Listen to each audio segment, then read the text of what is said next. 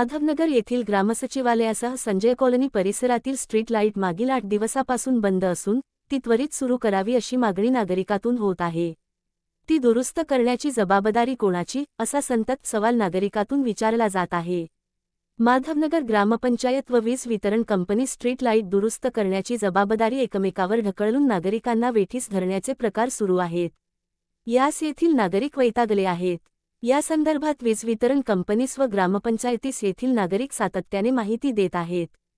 तरीही दोन्हीकडून टाळाटाळ केली जात असल्याचे नागरिकांचे म्हणणे आहे।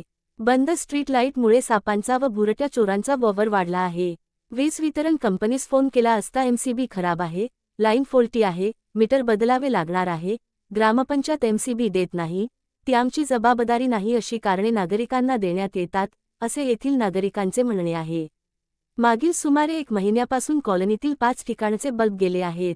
वायरमन अभावी ती लावण्यात येत नाहीत। काही सदस्य यासाठी प्रयत्नशील असतात मात्र त्यांना ग्रामपंचायत, वीजवितरण कंपनी व वायरमन यांचे सहकार्य मिळत नसल्याची चर्चा आहे।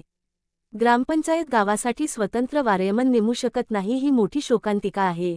तरी बंद स्ट्रीट लाईट त्वरित दुरुस्त करावी अशी मागणी नागरिकातून होत आहे।